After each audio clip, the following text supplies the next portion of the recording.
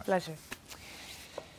Now, before the end of the programme, we'll have tomorrow's front pages. But first, prestigious is the word actor Peter Davison chose recently to suggest the BBC's current attitude towards Doctor Who. The latest series came to an end recently. The programme will mark its 50th anniversary later this year. As part of the celebrations, the British Film Institute has been screening stories from each incarnation of the Doctor, and this month it reached the 1980s, a post-Star Wars era when prestigious was the last word BBC bosses would have used to describe Doctor Who, or indeed any of its dwindling array of science fiction offerings. Yet Doctor Who managed to stay on air until 1989, despite the reputation that it was a bit rubbish. We asked the BBC's Sean Lay, a leading Whovian, apparently that's the correct word, to go back to the 80s and explain.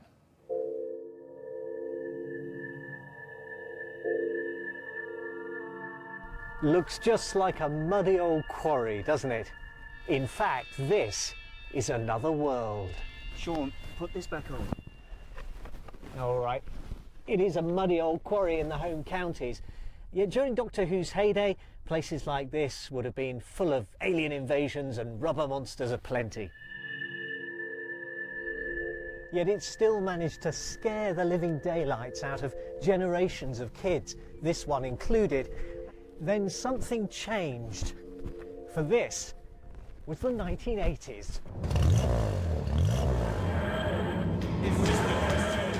It was a rough ride in the 1980s. By now it wasn't just the police box which dated Doctor Who. Star Wars and other big-budget films delivered science fiction with panache. Meanwhile, here on BBC One at some other point in time, Doctor Who. On the small screen, Doctor Who had a bold, glossy new look, but the way it was made hadn't received a similar makeover. By the time the 1980s were coming on, people were used to a faster pace, they were used to more complex characters, and I think that there was a simplicity about the way Doctor Who was doing things that was making it look increasingly out of step. In studios, several cameras covered the same scene. A show which relied on special effects, time-consuming to get right, was recorded in the same way as a courtroom drama or a soap. I was a Time Lord, playing a Time Lord, and we had no time. We used to have to do things by, had to pull the plug at 10 o'clock. And if we didn't get that scene in, we didn't ever get it in. Right, I'd like to do that once more, please. Can you try and frame that bubble up? We can't. What? So sorry, it's 10 o'clock. Right, fine. Tegan! Fire again! A film would probably have been a bit more subtle in lighting this futuristic sea base, but time and TV tradition served cruelly to expose the limits of Doctor Who's budget.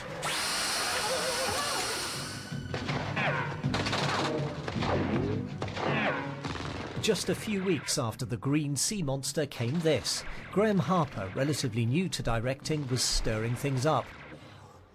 His Doctor Who debut showed the programme could change. He even managed to get the lights turned down.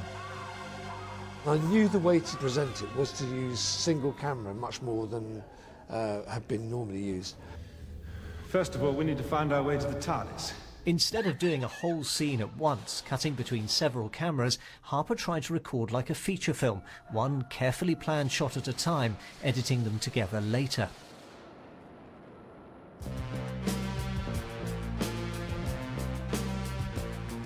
This month, Harper's story has been given the accolade of a special showing at the British Film Institute on London's South Bank, part of celebrations for the programme's 50th year. It's the relentlessness of the pace of the story. It starts off high and just goes up from there, and it's just so exciting. It's got a punch to it, there's a grittiness. Which begs the question, could 80s Doctor Who have been made this way all the time?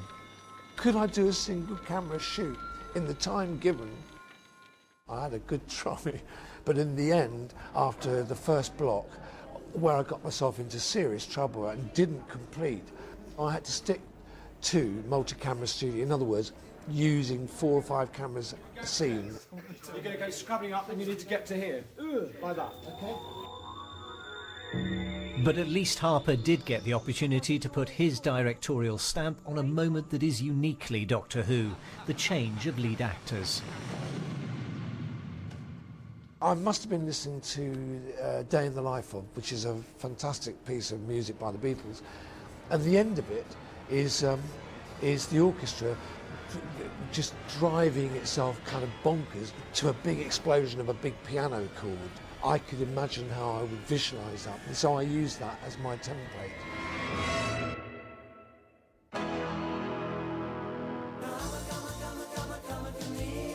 Colourful costumes and celebrity casting were techniques used by John Nathan Turner, producer for the whole of the 1980s, to keep Doctor Who in the public eye. The programme certainly attracted some amazing names. The problem was that I think sometimes the way they were directed or the way they were dressed undermined the fact that they were, you know, good actors essentially. If they were being encouraged to camp it up. By Jove, yes! Welcome! Sometimes the programme looked less drama, more panto. How utterly evil! Thank you. Casting as the new Doctor an actor with a reputation for visual comedy caused some to grumble. Yes, they're just jealous. I got to play my spoons on Kate O'Mara's front. And those spoons did bounce.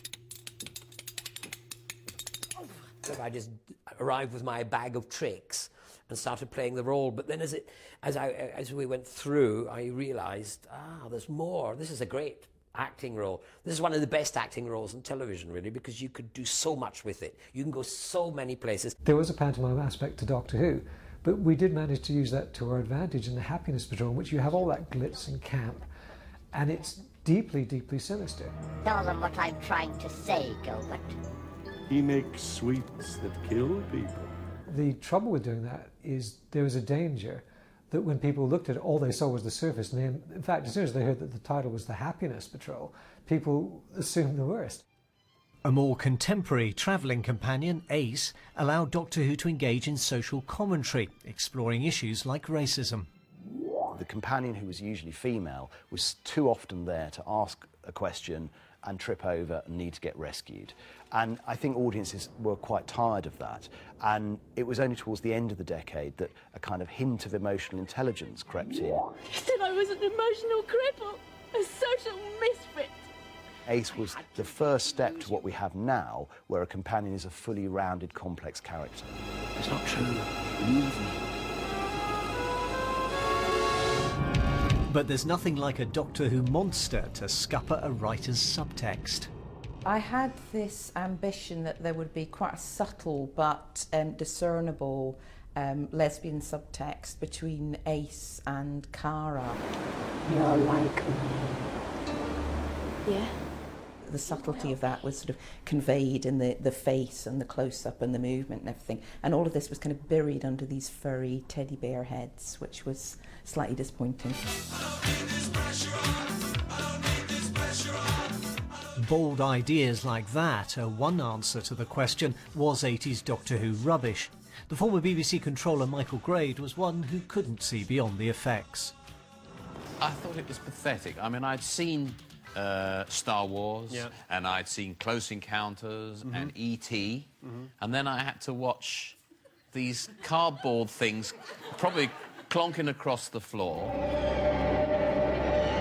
You see, Fifi moves really badly, poorly animated, but she looks kind of great because, and here's where they drop these rocks on her, which are obviously plastic boulders that don't weigh anything at all. It's sort of the dichotomy of the show, with the good design and the bad design in the same shot.